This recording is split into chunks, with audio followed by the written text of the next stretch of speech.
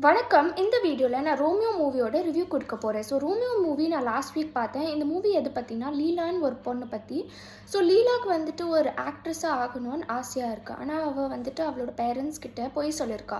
நான் சென்னையில ஒரு ஐடி கம்பெனில வேலை பார்க்குறேன்னு பொய் சொல்லியிருக்கா. நெறைய வருஷமா இப்படி சொல்லிட்டு ஆட்ஸ்லலாம் நடிச்சிருக்கா.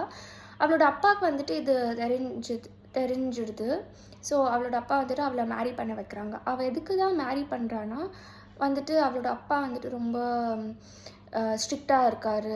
ஹஸ்பண்ட் ஸ்ட்ரிக்ட்டா இருக்க மாட்டாரு. அதுக்கு தான் அந்த ஹஸ்பண்ட் கிட்ட மேரியே பண்றா.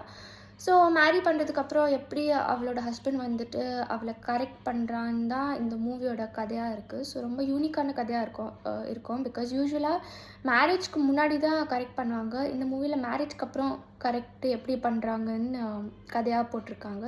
கொஞ்சம் ஃபன்னியா கூட இருக்கும். இன்ட்ரெஸ்டிங்கா இருக்கும்.